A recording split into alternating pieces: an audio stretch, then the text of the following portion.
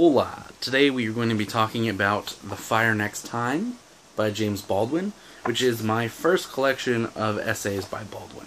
I have never read any of his essays. I've read 3 of his novels now, and a collection of short stories, but none of his essays. And this is the essay collection that gets referenced the most, I would say. It's definitely up there. But anyway, this is basically 2 essays, one that's much shorter and one that's much longer. The first is a letter he wrote to his nephew about what it means to be black in America at that time. And I believe this was published in 1963. So I mean, he's kind of just telling him, like, listen, the only thing that bad thing that can happen to you is if you accept the limits that are put on you, or that you start to view yourself how you've been told that you are by white people, which was really interesting. And it was a really interesting story. He makes, see, everything James Baldwin writes is good both for what he says, but he makes very interesting, like his main point, but he makes really, really amazing observations about smaller things in his larger point. Like, there's a part where he talks about knowing the boy's father, or James Baldwin's brother, his entire life, and that when you know someone from their baby to a kid to a grown man, you see them differently than anyone else will ever see them, and you really know their whole history, and you know, you have this kind of a different perspective, which is a really valid and interesting point. But anyway, that's a very small part of his larger message in that. The second part, the second essay, which the first one is called My Dungeon Shook, and that's the letter to his nephew. The second one is called Down at the Cross, and that is where the title The Fire Next Time comes from.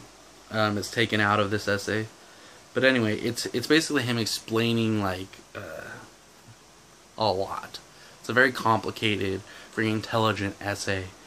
But he's kind of explaining, like, how he got to where he's at, kind of like the road he had to take, the decisions he had to make, why he decided to join the church, and subsequently leave it, and kind of the effect that had on him.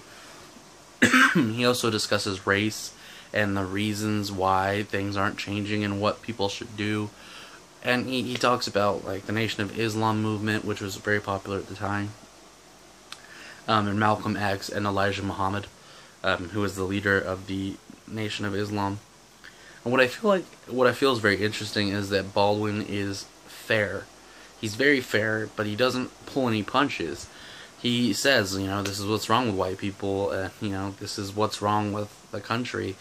And he has a very, but he is self-assured, but at the same time open to thinking about other perspectives.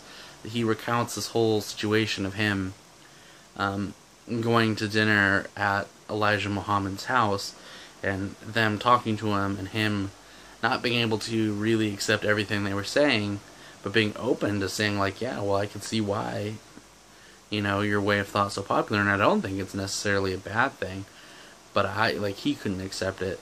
And I think that is very very interesting and valid. I feel like most people, they shut everything out once they think they've made a decision. And you don't get that idea from Baldwin. You get the idea that he's very self-assured, and that he's you know, confident in his thought, but that he's willing to be informed by, like, changing circumstances and outside perspectives.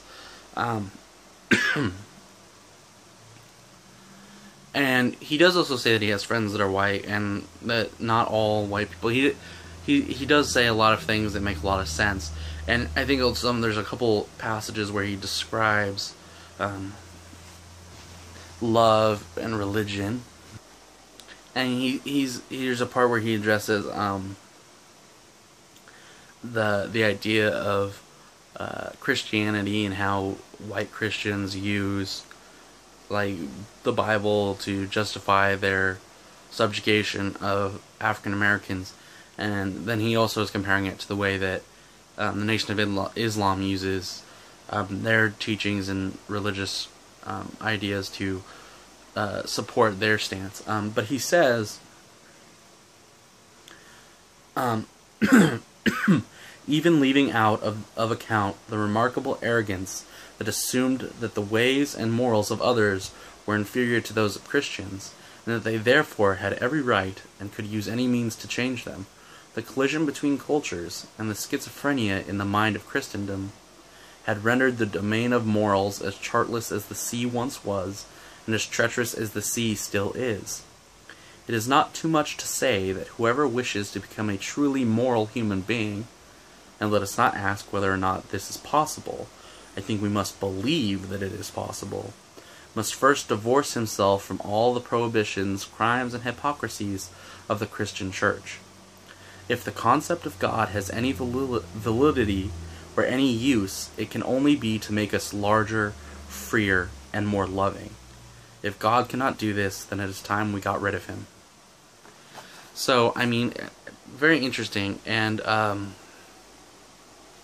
it was a really interesting work, and like everything else by James Baldwin, you get the impression he's a really smart guy, and I don't want to ruin it for you. It was very good. I think I preferred his novels so far, but I mean, that's also just my preference. But go check this out if you're looking for something like nonfiction or essays, and you want to get into James Baldwin, which you should. Again, I'm telling you, go read some Baldwin. Thanks for listening, and I'll stop yelling at you about Baldwin. So anyway, follow me on Twitter at Books and Beer. I'll put a link to my Goodreads page down below if you want to follow that.